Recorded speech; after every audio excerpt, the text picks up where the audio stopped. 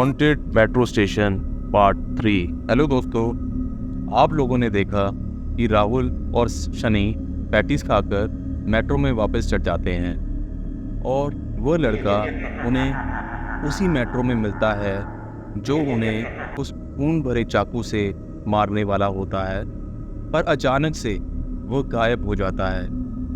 उन दोनों को वहाँ कुछ नहीं दिखाई देता और वो मेट्रो चलती रहती है, पर बार बार वो मेट्रो उसी स्टेशन पर आ जाती है जहाँ उन्होंने पैटीज खाई थी।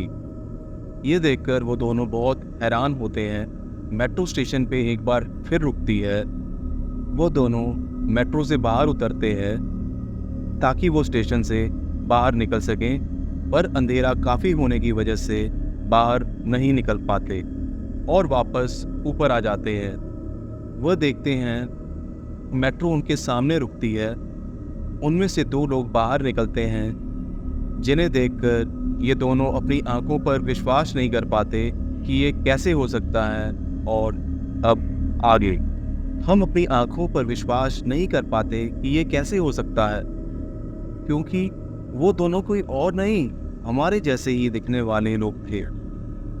वो दोनों बिल्कुल हमारे जैसे ही दिख रहे थे और हमारे जैसे ही कपड़े भी पहने हुए थे। वो दोनों मेट्रो से उतरकर उस फूड स्टॉल के पास जा रहे थे जिससे हमने थोड़ी देर पहले पैटीज खाया था। हम दोनों को ये चीज़ें बड़ी अजीब लग रही थी, क्योंकि ये सब कुछ वैसा ही हो रहा था जो थोड़ी देर पहले हमारे साथ हुआ था। वो दोनों उस लड़के को बुला रहे होते हैं, पर शायद उसने उनकी बात नहीं सुनी थी। वह दोबारा बोलते हैं, भैया 2 पैटीज देना। वो उनकी तरफ धीरे धीरे मुड़ता है। जैसे हम दोनों उसे देखकर बहुत डर गए थे, वैसे ही वो दोनों भी बहुत डर जाते हैं। सब कुछ वैसा ही चल रहा होता है जैसा हमारे साथ हुआ था। वो दोनों उससे डरकर मेट्रो में चढ़ जाते हैं, बट इसमें एक चीज़ बड़ी अजीब हुई थी। वो दोनों मेट्रो में चढ़ने के बाद हमारी तरफ देख रहे होते हैं और शायद हमसे कुछ बोलने की कोशिश कर रहे होते हैं, पर हमें समझ नहीं आता कि क्या बोल रहे हैं। वो हाथ उठा के पीछे की तरफ इशारा करते हैं। उनका इशारा देख के हम दोनों जैसे ही पीछे की ओर देखने लगते हैं, वो लड़का हमारे पीछे ही खड़ा होता है और बड़ी ही डरावनी हंसी में हम दोनों को देख रहा होता है। हम दोनों उसे देखते ही भागने लगते हैं।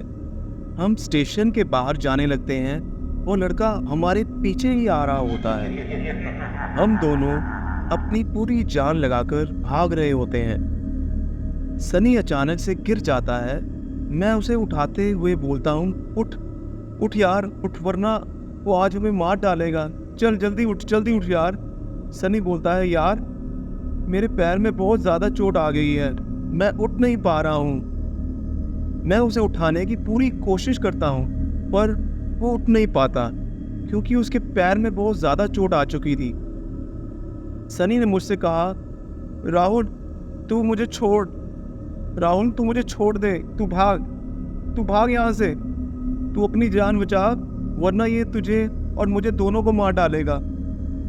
वो लड़का उन दोनों के धीरे धीरे करीब आने वाला होता है।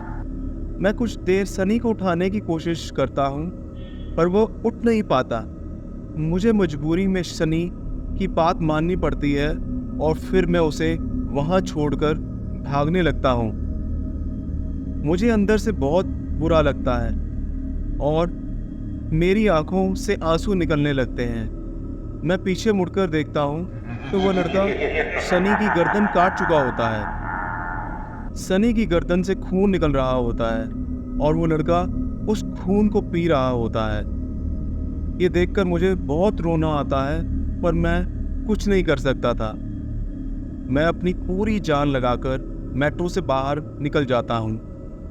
मेट्रो के बाहर निकलते ही चारों तरफ दुकानें खुली होती हैं, लाइटें जल रही होती हैं, रोड पर गाड़ियाँ चल रही होती हैं। मैं एक बार फिर मेट्रो की तरफ देखता हूँ तो वो लड़का सनी की गर्दन अपने हाथ में लटकाए हुए खड़ा होता है और मुझे देख रहा होता है। मैं वापस आगे मुड़ता हूँ और वहाँ से चला जाता हूँ। इस हादसे के बाद से मैंने रात का मेट्रो सफ़र कभी नहीं किया। अपने दोस्त को बचाने का गिल्ट मुझे हमेशा रहा।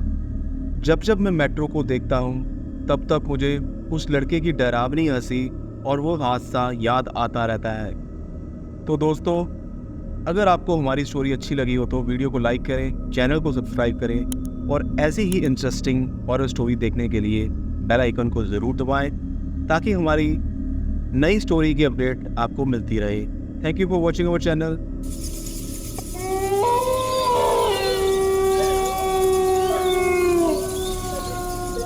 सनी